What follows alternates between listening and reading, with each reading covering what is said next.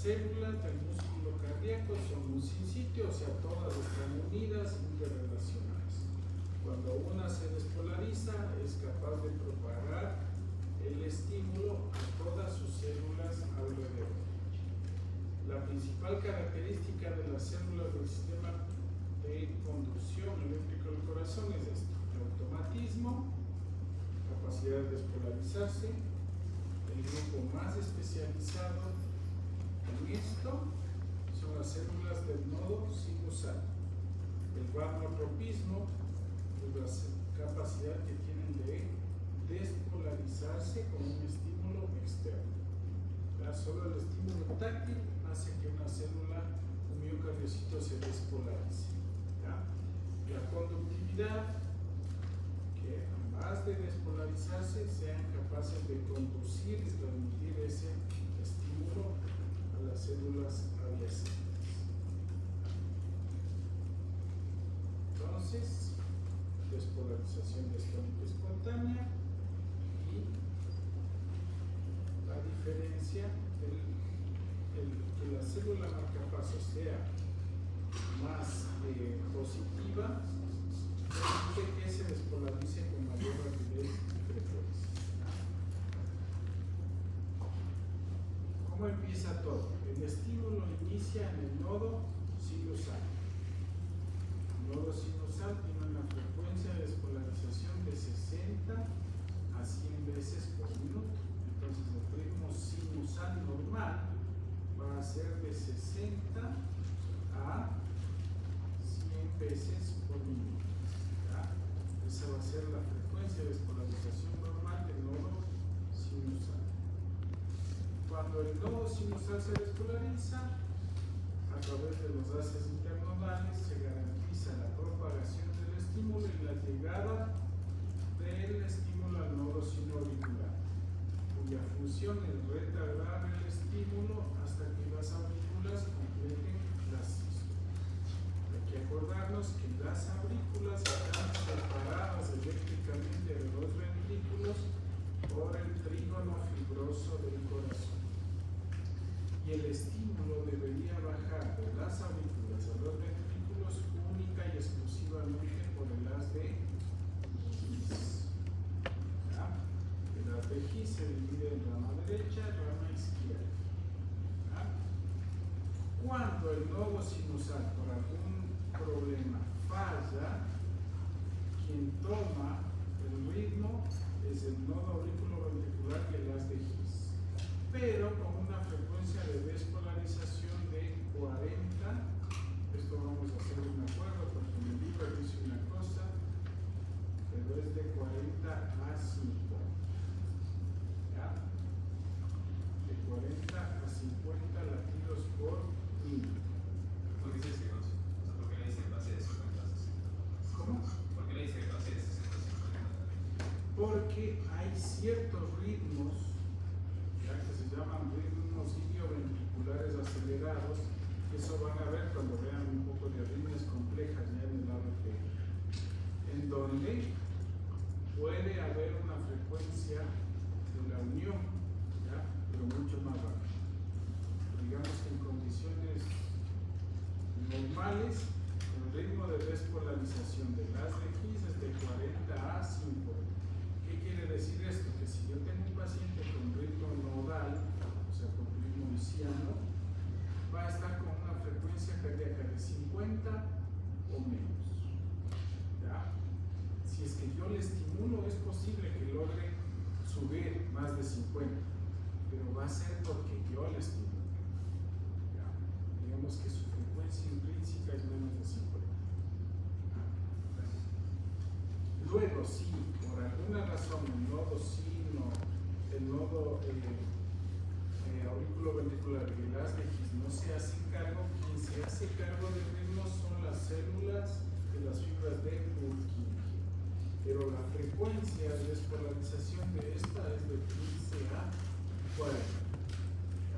Entonces, mientras más abajo se origine el marcapaso del corazón, la frecuencia cardíaca va a ser más lenta. ¿Ya? Más lenta. Pero, ¿cuál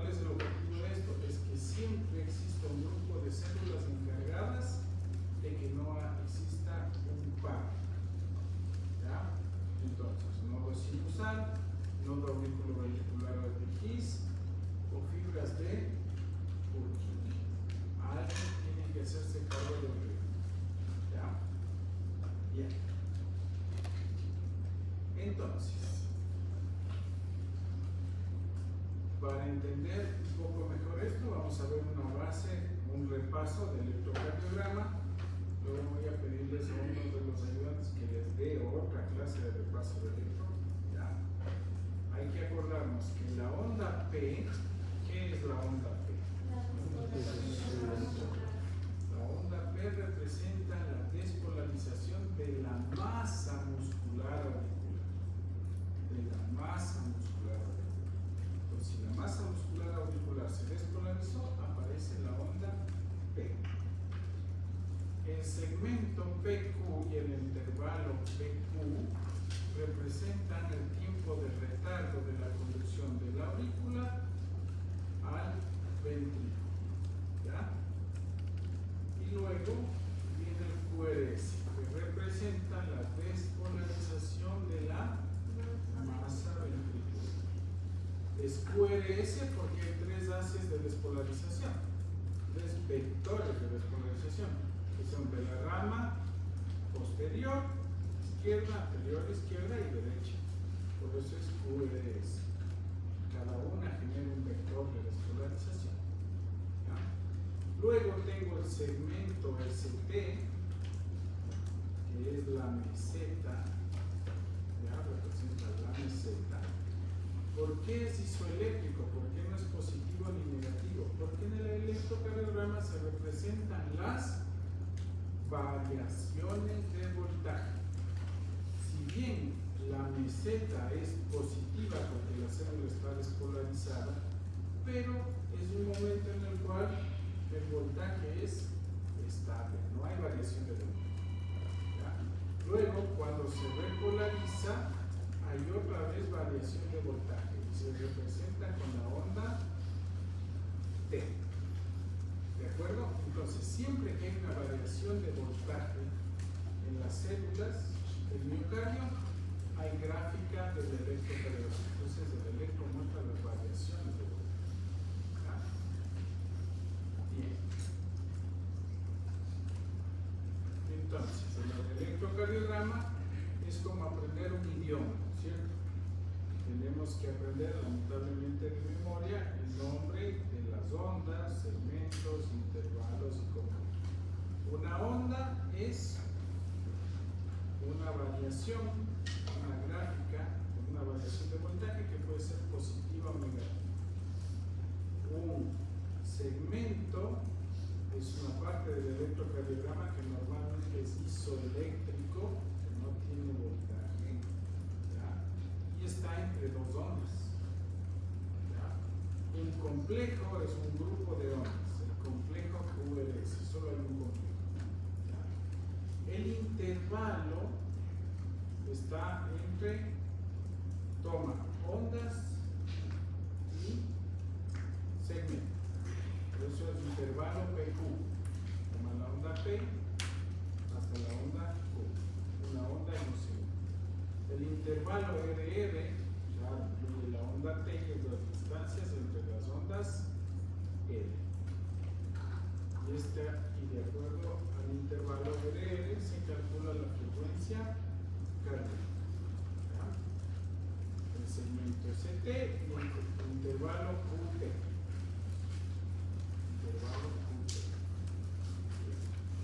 Esto hay que repasar y aprender. Hay algunas cosas que hay que aprender de memoria. Recuerden que el papel donde se grafica el electrocardiograma es un papel milimetrado. El electrocardiograma se registra a 25 milímetros por segundo. Ese es un electrocardiograma estandarizado. 25 milímetros por segundo es la velocidad con la cual se registra el papel. Cuando hago esto, cada 5 cuadraditos tengo 0,20 de segundo, o sea 200 milisegundos, y eso quiere decir que en 25 cuadraditos, o sea 25 milímetros, tengo un segundo. Con eso puedo calcular la frecuencia cardíaca. Entonces, en el electrocardiograma hay que acordarnos que la base de todo es la teoría del dipolo. ¿Qué quiere decir esto?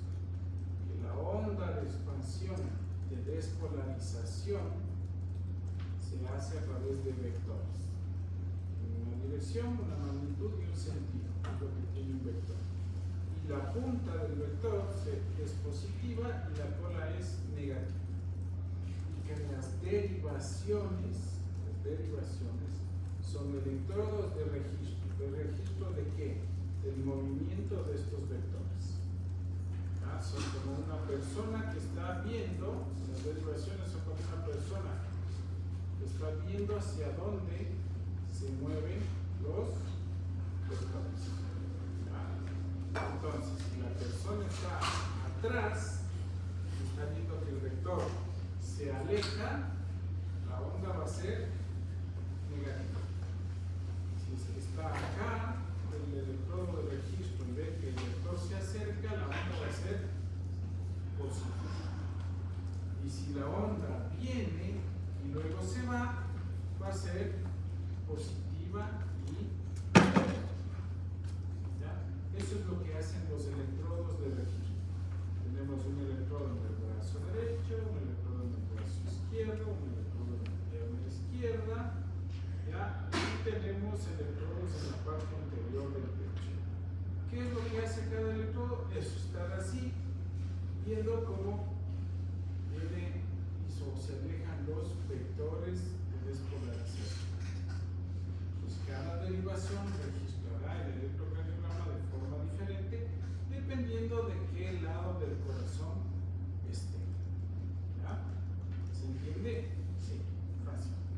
Nivel BB. Nivel PRO.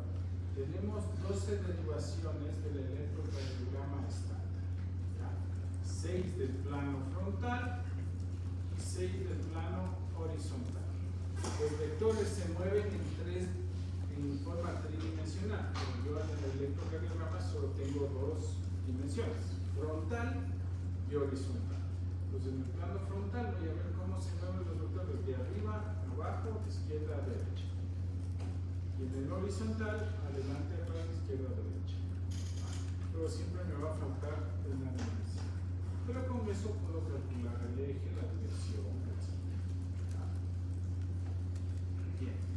Las derivaciones del brazo derecho, brazo izquierdo y pierna son las que unidas nos permiten hacer el triángulo de Eitope, que asume que el centro eléctrico es el corazón. ¿Ya? Y con esto puedo calcular hacia dónde van todos los vectores. Con estas derivaciones puedo calcular el eje cardíaco. ¿Ya? Lo que me muestra es hacia arriba, hacia abajo, a la izquierda, a la derecha. ¿Ya? Acuérdense que la despolarización comienza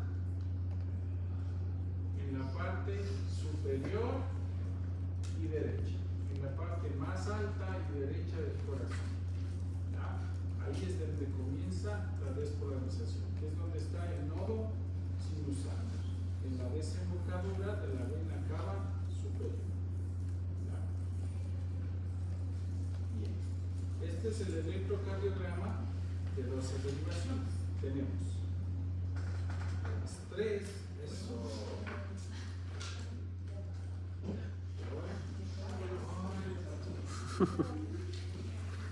¿Escuchaste? Y ahora, Ecuador me quieren matar. Oye, ponte así que no estoy grabando. Tenemos registro de las 12 derivaciones. 3 del plano frontal, o sea, las 6 del plano frontal y las 6 del plano horizontal. Y tenemos esto de aquí abajo que es súper importante, que es la tira de ritmo. La tira de ritmo normalmente son 10 segundos. Un registro continuo. Si esto dura 10 segundos, cuento el número de QRS aquí, multiplico por 6 y ya tengo la frecuencia que tengo. Es una forma fácil de sacar. ¿Ya? Normalmente esta tira de ritmo se hace con la derivación D2, B1 o B5. Porque estas derivaciones son las que mejor ven los vectores de despolarización. Pues registran un buen voltaje. Para hablar de arritmias, tengo que saber qué es el ritmo normal del corazón. ¿Cuál es el ritmo normal del corazón? El ritmo normal del corazón es el ritmo sinusal. Entonces, todo lo que esté fuera del ritmo sinusal es una arritmia. ¿Ya? Entonces, el ritmo sinusal tiene una frecuencia de despolarización de 60 a 100 latidos por minuto. Si está sobre eso, es taquicardia; si está bajo eso, es bradicardia. Puede ser sinusal, pero ya no es el ritmo sinusal. El ritmo sinusal normal es 60 a 100. Puede ser una taquicardia sinusal o una bradicardia sinusal. El intervalo de DDR. ¿Qué es el intervalo de DDR? La distancia entre las ondas E. Tiene que ser constante, o sea, regular. Si es irregular, se llama arritmia. La onda P tiene que ser positiva en la derivación 2 y negativa en la derivación ABR. Entonces, si yo tengo un electrodo en el brazo derecho, aquí, ¿cierto? Y todos los vectores van hacia abajo, porque el origen del impulso cardíaco está en la parte más superior y derecha del corazón, la única dirección del vector de despolarización de las aurículas va a ser de arriba, abajo, de derecha a izquierda. Entonces, si tengo una derivación aquí que está viendo así cómo se va el vector, si el origen es sinusal, en esta derivación la onda P siempre va a ser negativa. Porque le están viendo así, se van hacia abajo los vectores. El electrodo está aquí en el brazo derecho. Y aquí está la aurícula, se van así los vectores hacia abajo.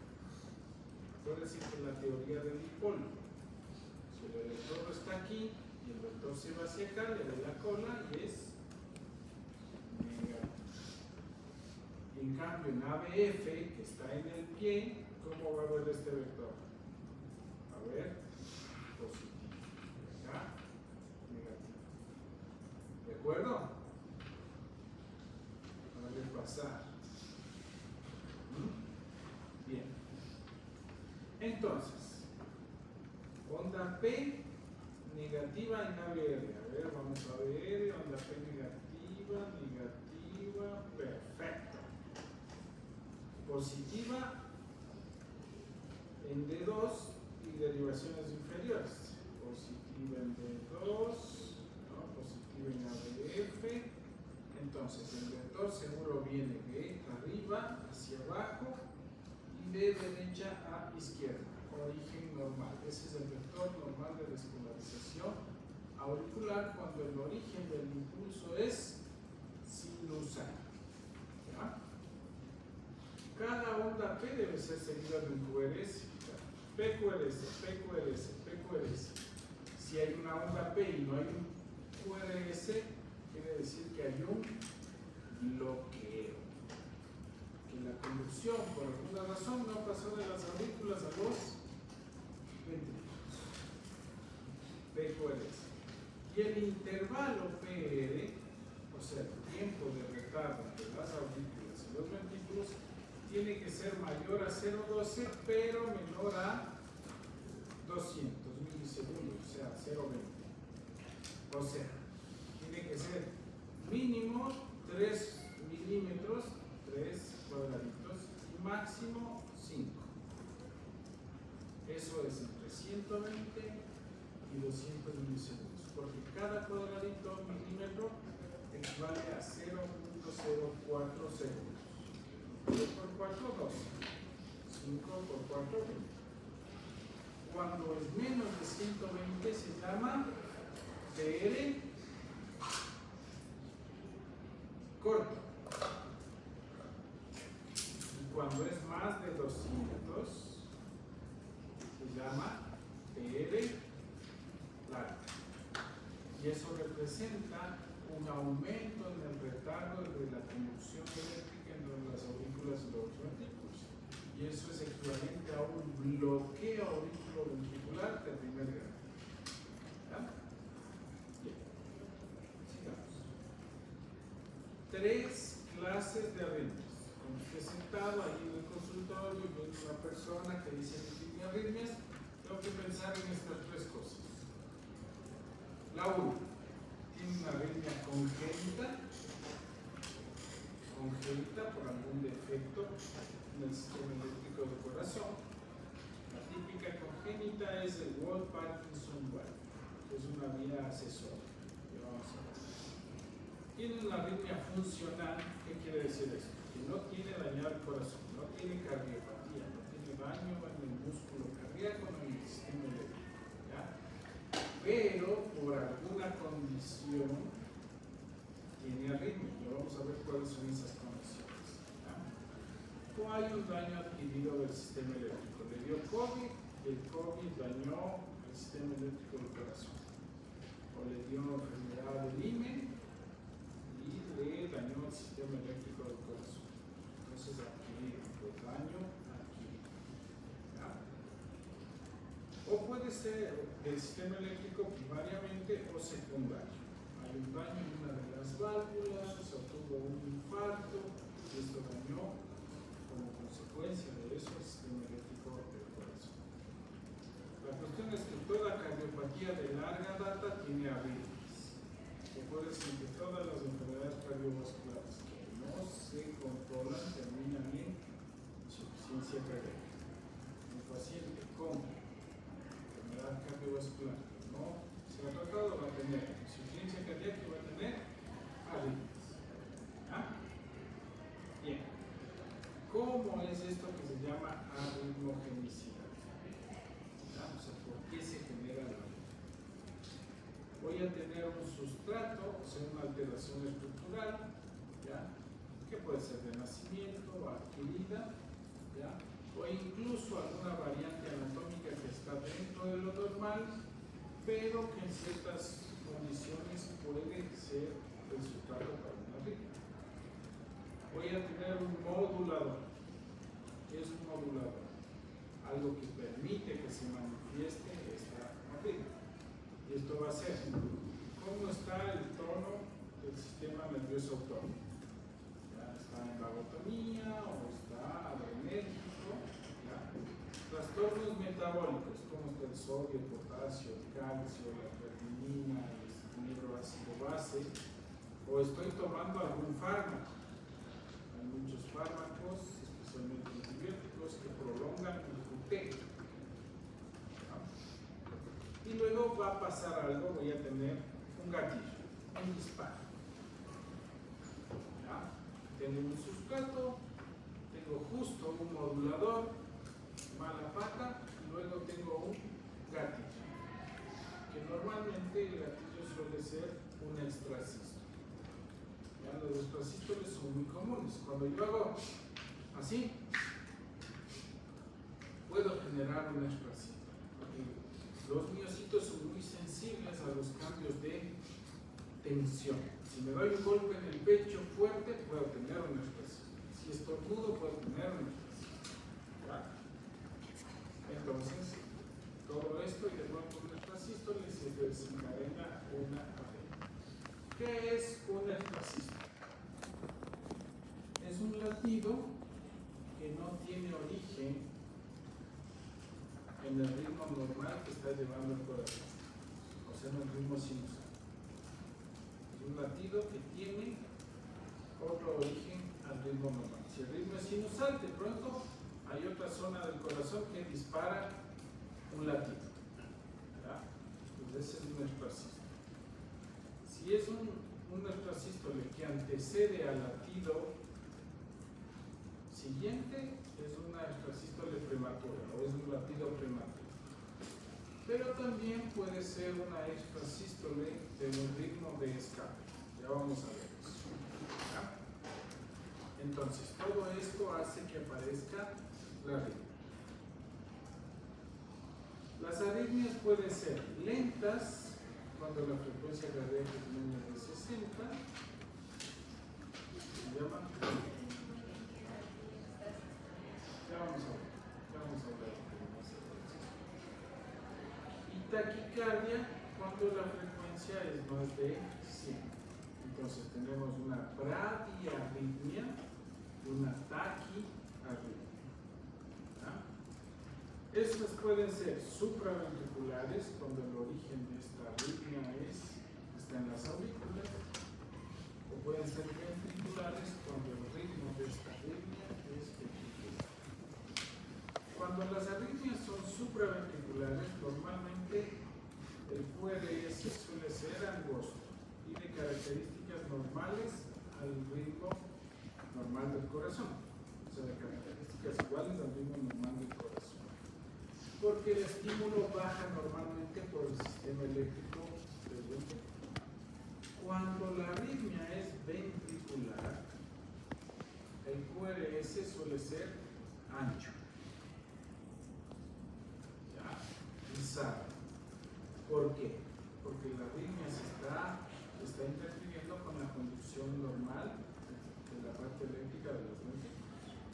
Entonces, esta es una buena forma de distinguir las arritmias supraventriculares de los ventriculares.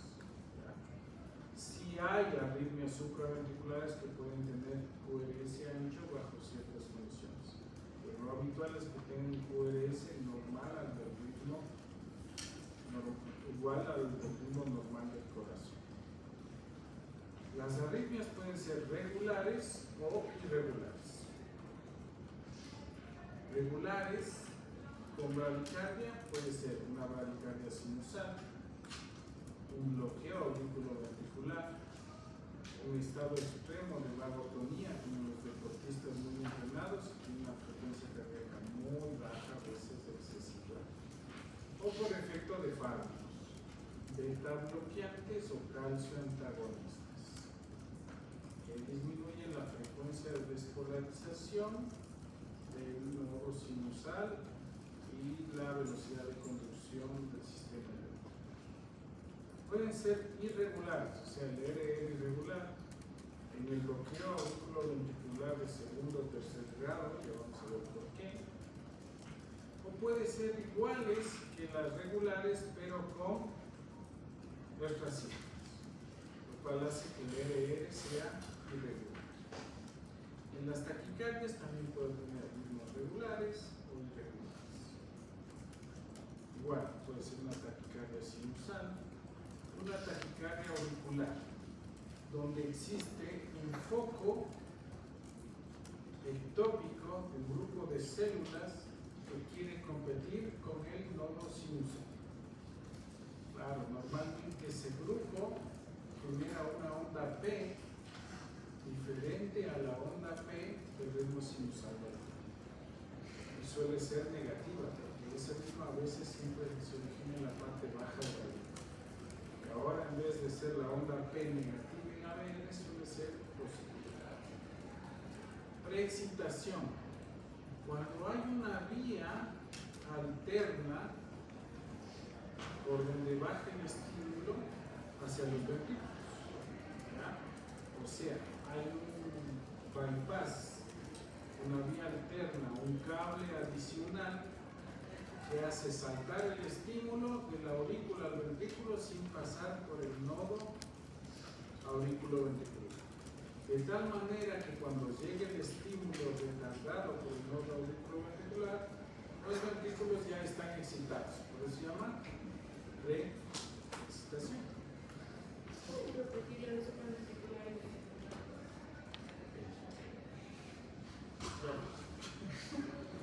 ¿Ya? Y otro mecanismo es la reentrada. La reentrada es cuando se genera un circuito a manera de un redondel que hace que el estímulo dé la vuelta alrededor de este y reentre el este, impidiendo que el estímulo normal baje. ¿Ya? Y tenemos el flúter auricular, que es una reentrada, pero en las aurículas. Lo que causa es que el estímulo en las aurículas esté dando la vuelta y no le permita al ritmo la frecuencia cardíaca. A ver, No sé, creo que es en las aurículas y las entradas. es que hay diferentes reentradas. Reentrada es un término genérico para decir que el estímulo está dando la vuelta. Puede estar dando la vuelta entre las aurículas y los ventrículos, solo en una aurícula, en las dos aurículas. La reentrada es cuando se genera un redondeo, un círculo. Y el flote solo es en las aurículas. Puede haber un flóter ventricular también. Estoy solo dando la vuelta en los ventrículos. Por eso la entrada es un mecanismo. Y una taquicardia supraventricular irregular, la típica es la fibrilación auricular, donde las aurículas tienen millones de entradas pequeñitas que no permiten que el ritmo sea ordenado, y es irregular. Este es el ritmo irregularmente irregular, donde hay una, ya vamos a ver un electro, donde hay una actividad rápida y desordenada de las aurículas. ¿Ya? A ver, la taquicardia supraventricular tiene generalmente QRS angosto. La arritmia ventricular generalmente tiene, o sea, la arritmia ventricular más bien siempre tiene un QRS ancho. ¿A qué se refiere esto? Que la taquicardia, o sea, la arritmia ventricular tiene un QRS muy parecido del ritmo normal. ¿Ya? Porque la arritmia al producirse en las aurículas altera la despolarización auricular, no la ventricular. Cuando la arritmia es ventricular, al producirse en los ventrículos, hace aberrancia en la conducción normal del sistema eléctrico ventricular y genera un QRS ancho. Bien, vamos a hablar de los mecanismos de las bradiarritmias. Solo hay dos. La una es la generación del impulso y la otra es la capacidad de conducir el impulso. Esto es lo que produce las bradiarritmias. Un problema en la generación del impulso o un problema en la conducción de ese impulso. En la generación del impulso tengo disminución del automatismo. ¿Ya? Cuando es del nodo sinusal, aquí tenemos un electro, fíjese. P, QRS, P, QRS. Y de pronto ya no hay onda P. ¿Sí? Si no hay onda P, no hay QRS. La frecuencia baja a menos de 40, a menos de 50, y aparece una extrasístole. Este es un ritmo de escape. ¿Y quién genera esta extrasístole? ¿Quién empieza a funcionar cuando la frecuencia baja de 50? El gas de His. Entonces, por eso no hay onda P, pero hay un QRS. ¿Ya? Entonces, PQRS, esto es un paro sinusal. El nodo sinusal deja de producir el estímulo y toma la batuta, la unión. Por eso hasta la J aquí. ¿Ya? Nodo ventricular o el gas de His. Y luego vuelve a aparecer onda P y normalmente se restablece. ¿Ya? Entonces, disminución del automatismo, de la frecuencia de despolarización. Puede ser medicamentosa, o sea, primaria o secundaria. Defectos en la conducción. Esto es básicamente bloqueos, en donde el estímulo se genera normalmente en las aurículas, pero no se conduce a los ventrículos. Aquí tenemos los bloqueos auriculoventriculares. ¿No? Igual, con problemas primarios o secundarios. ¿Ya? El bloqueo a ver de primer grado. El bloqueo a ver de primer grado es cuando el PR se prolonga más de 200 milisegundos, más de 0,20 TC. Ese es el bloqueo auriculoventricular de primer grado. La cuestión es que en el bloqueo auriculoventricular de primer grado, si bien hay una prolongación del tiempo, ¿ya? Pero siempre el estímulo llega a los ventrículos, ¿ya? Siempre. O sea, el ritmo es lento pero regular, porque siempre PQRS, pero con un PR claro.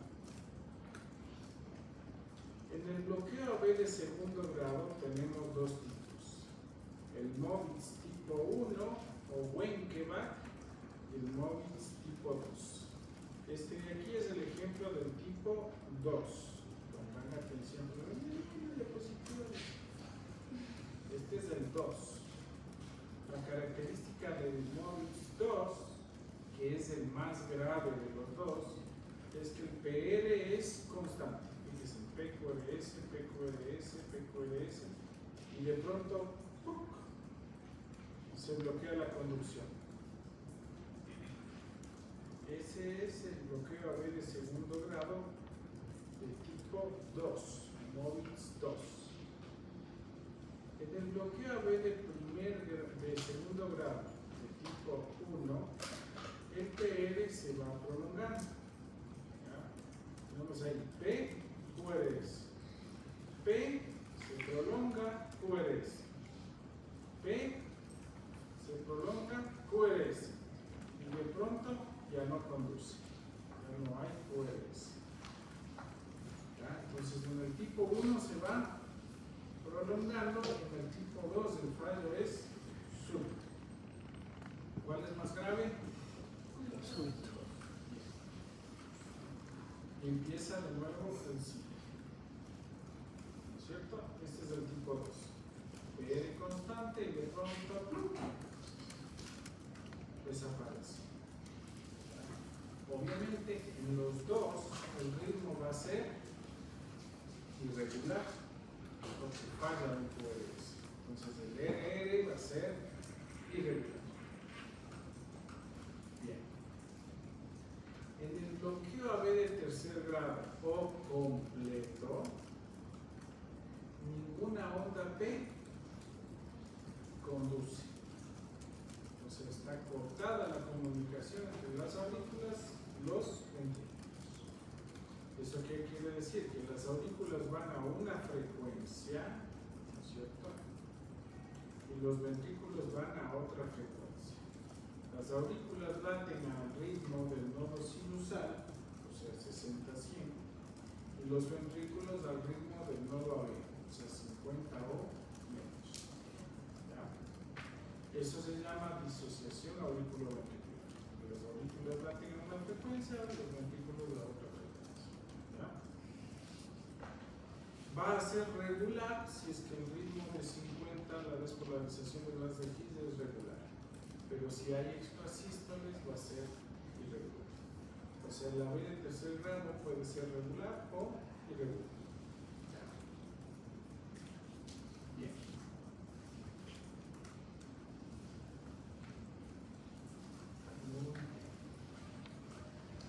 Entonces, en el bloqueo AB de primer grado, todas las ondas P conducen.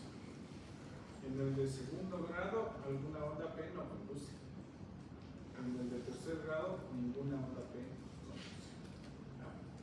El primer grado es regular, los de segundo grado siempre son irregulares, el de tercer grado puede ser o no regular si hay o no hay extrasístoles. Bien, esos son los mecanismos de las bradiarritmias. Dificultades en la producción del estímulo o dificultad en la conducción del estímulo, no hay más. ¿Ya? Taquiarritmias. Las taquiarritmias tienen tres causas. Uno, aumento del automatismo. ¿Ya? Dos, actividad gatillada desencadenada. Y tres, circuitos de reentrada. No hay más.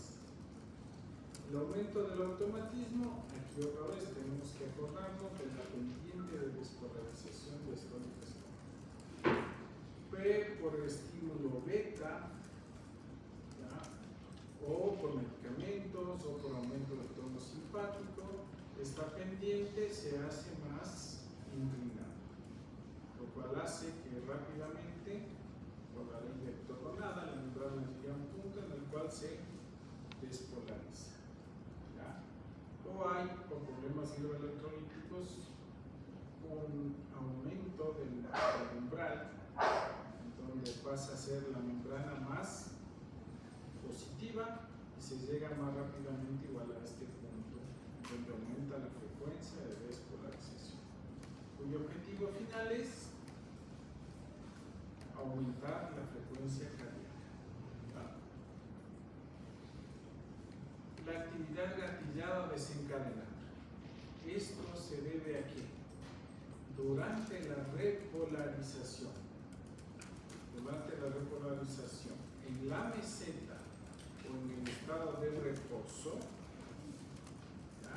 Durante la meseta y en el estado de reposo hay un equilibrio, una estabilidad en el voltaje, ¿no? O sea, si la célula está despolarizada o repolarizada, pero hay un estado de reposo, ¿ya? Lo que sucede en la actividad gatillada o desencadenada es que hay una inestabilidad eléctrica durante estos momentos en donde el voltaje debería ser igual. Esto se debe a problemas generalmente en los canales iónicos que no logran mantener el voltaje. Pueden ser genéticos o pueden ser secundarios a uso de fármacos. Cuando hay fármacos que prolongan el tiempo de repolarización, mientras más tiempo demora la repolarización, más tiempo la membrana deberá tratar de mantener ese voltaje. Si no lo logra, se meten estos postpotenciales. Se llaman postpotenciales porque tenemos el potencial de membrana aquí de despolarización y luego en este trabajo difícil que tiene la membrana de mantener el voltaje, de pronto aparece un potencial de acción. Entonces, la célula se despolariza, intenta repolarizarse, trata de mantener el voltaje, no lo logra y otra vez se despolariza. Y eso desencadena una taquicardia, por eso se llama desencadenar. ¿Quiere repolarizarse? Se despolariza. Y así. ¿Ya? No logra estabilizarse la membrana. ¿Ya? Si son producidos en la fase 2 y en la fase 3, se llaman postpotenciales tempranos. Si se producen en la fase 4, se llaman tardíos. ¿Ya? Los circuitos de reentrada funcionan así. El estímulo baja normalmente y debe conducirse, puede encontrar una zona que es eléctricamente inactiva. Entonces puede sortear, puede pasar eso conduciendo alrededor de esta zona y el estímulo seguirá normal. ¿Qué pasa si una de estas zonas está bloqueada? Bien, bajará por el otro lado. Pero si hay chance de que el estímulo regrese y vuelva o se dé la vuelta, va a funcionar como cuando hay un carro en el redondel. Un redondel y está dando la vuelta así. ¿Qué pasa con el resto de carros? No pueden entrar. Entonces se queda dando la vuelta, por eso se llama reentrada. Y cada vez que otra vez esté repolarizado el ventrículo, va a despolarizar y genera una taquicardia. Pero el estímulo está dando la vuelta aquí. Si es entre las aurículas y los ventrículos, va a ser una reentrada aurículo-ventricular. Si solo en las aurículas, va a ser una reentrada auricular. Va a causar un glúteo. Si es solo en los ventrículos, va a ser una reentrada ventricular y va a causar un glúteo, pero ventricular. ¿Ya?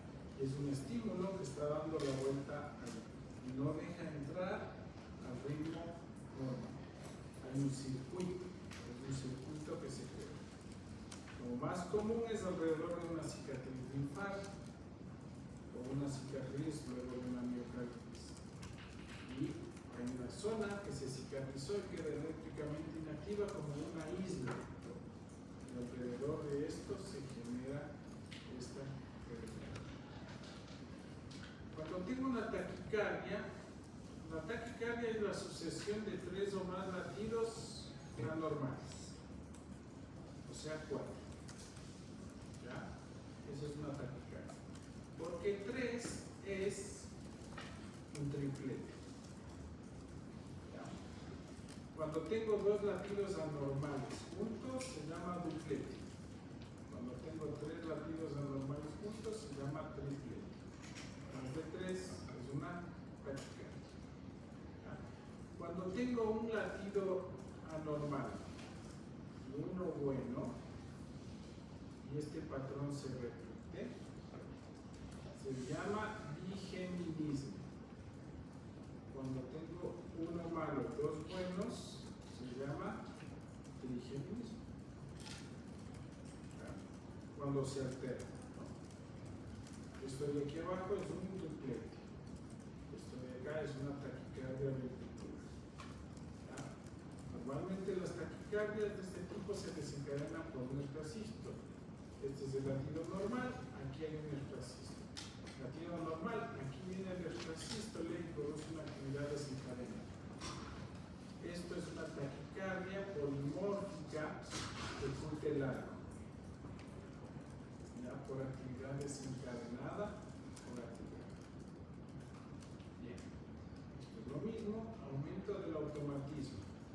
Aumenta la pendiente de despolarización, frecuencia de despolarización y aumento de la frecuencia cardíaca. Entonces, extrasístoles. Extrasístoles son latidos que se adelantan, se llaman latidos prematuros, extrasístoles prematuras. Y si son luego de una pausa, se llaman extrasístoles de escape o latidos de escape. La cuestión es que sus latidos no tienen el origen en el ritmo normal. ¿Ya? Aquí tenemos un ejemplo de bigeminismo. Uno bueno, uno malo, uno bueno, uno malo, uno bueno, uno malo. Bigeminismo. Aquí tenemos un latido que se adelanta a un ritmo normal, ese es un extrasístole. Como el QRS es igual al ritmo de base, yo tengo que pensar que ese extrasístole o esta arritmia es de tipo supraventricular. Diferente a lo que pasa aquí abajo, este QRS es ancho. Entonces tengo que decir que este extrasístole es ventricular. El origen es ventricular. Y aquí tengo un ejemplo de fibrilación auricular. Fíjense que cada RR es totalmente diferente y la línea de base aquí es muy irregular. Muy irregular. ¿Ya? Esto es una fibrilación auricular. ¿Ya? Aquí tengo otro extrasístole, un latido que se adelanta con QRS angosto, si bien está un poco diferente al ritmo de base, pero si tiene QRS angosto, tengo que pensar que el origen de esta arritmia es supraventricular. ¿Por qué se presentan estos latidos ectópicos o prematuros? Uno es una zona de isquemia. Si hay una zona que tiene mala perfusión, esta zona se vuelve irritable. ¿Ya? Al mínimo estímulo empieza a despolarizarse y genera arritmia. Pequeñas zonas de calcificación. Con la edad los anillos valvulares se calcifican. ¿Ya? Es muy común que cuando pongan una vía central, cuando vayan a la terapia intensiva van a ver que ponen una vía central, que es un catéter que llega al corazón. Y solo con tocar el músculo cardíaco ya aparece extrasístole. Entonces el corazón es muy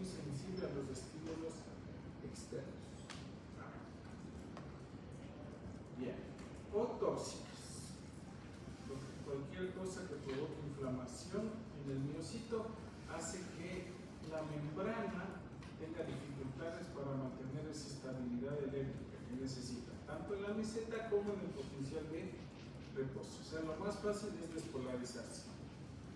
¿No? Bien.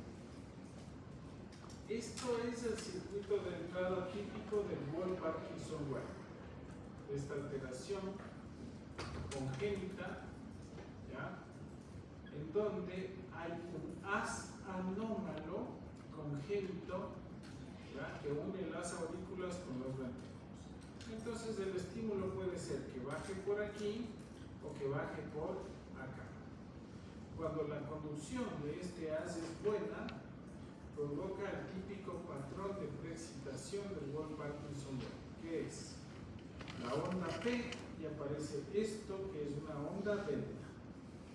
Es una onda que está antes del QRS, ¿ya?, lo cual hace que el PR sea corto, ¿sí? Luego tenemos el QRS y un trastorno en la repolarización, ¿ya? Entonces, el Wolff-Parkinson-White tiene PR corto, onda delta y trastorno en la repolarización. Ese es el patrón de Wolff-Parkinson-White. Entonces, ¿qué ha pasado aquí? Se genera el estímulo en el nodo sinusal. El estímulo tiene retardo en el nodo B, pero ya bajó por aquí. Entonces, cuando llegue el estímulo a generar el QRS, ya el ventrículo está despolarizado. La evidencia de eso es esta nueva onda que aparece, que es la onda delta. ¿Ya? Yo puedo tener el patrón de Wolff-Parkinson-White, pero no necesariamente puedo tener el síndrome. Acuérdense que un síndrome es signos y síntomas. Si la persona tiene taquicardia, si tiene el patrón, tiene el síndrome de Wolff-Parkinson-White. Si solo tiene el patrón y nunca ha tenido taquicardias, pues nunca ha hecho taquicardia por el trabajo. ¿Ya? Entonces, ¿qué sucede aquí? Que en determinado momento la conducción hace esto, hace una reentrada, baja, sube, baja, sube, baja, sube, baja, sube, y genera una taquicardia. ¿Ya? Para que el estímulo pueda hacer esta reentrada, tiene que tener un bloqueo en una de las direcciones, porque si el estímulo logra bajar por las dos vías, va a estimular al ventrículo al mismo tiempo. Si una de las vías tiene bloqueo, es posible que este bloqueo sea unidireccional y esto genere que el estímulo suba y vuelva a bajar. ¿Ya? Si bien el trígono fibroso decimos que aísla eléctricamente las aurículas de los ventrículos, no es así del todo. Hay un montón de haces que pueden generar esto. ¿Ya? Porque si bien el estímulo debería bajar únicamente exclusivamente por ahí, hay muchos haces musculares que comunican las aurículas con los ventrículos. Esto es de la actividad gatillada. Esta parte es muy sensible, acuérdense. Mantener la meseta y mantener el potencial de reposo. Cuando hay alteraciones en los canales de calcio, normalmente hay alteraciones o postpotenciales en la meseta. Cuando hay alteraciones en los canales de sodio, en la repolarización. Y en el potencial y en la fase 4, otra vez cuando hay alteraciones en los canales de calcio y magnesio. Alteraciones en el calcio y en el magnesio. Hipermagnesemia, hipomagnesemia, hipercalcemia, hipocalcemia pueden generar esto, dos potenciales. Entonces, las extrasístoles ventriculares, supraventriculares, generadas en estas sístoles, pueden ser por entrada o por aumento del automatismo. La taquicardia ventricular, la fibrilación ventricular también. Y esto que se llama arriba es el ritmo ilioventricular acelerado, que es un ritmo de la unión. Por eso decía que el nodo auriculoventricular en condiciones normales late menos de 50, pero puede latir más de 50, pero eso ya es un tipo de atletismo. Cuando hay incremento de las presiones de llenado o estimulación simpática, puede haber taquicardia sinusal, fibrilación auricular, taquicardia paroxística supraventricular, resístoles ventriculares y resístoles supraventriculares. La hipertonía vagal, o sea, la disminución del automatismo, taquicardia sinusal y bloqueos auriculoventriculares. Los trastornos de reperfusión o de perfusión pueden causar TOC. En el infarto podemos tener TOC. La isquemia del miocardiocito puede causar todo tipo de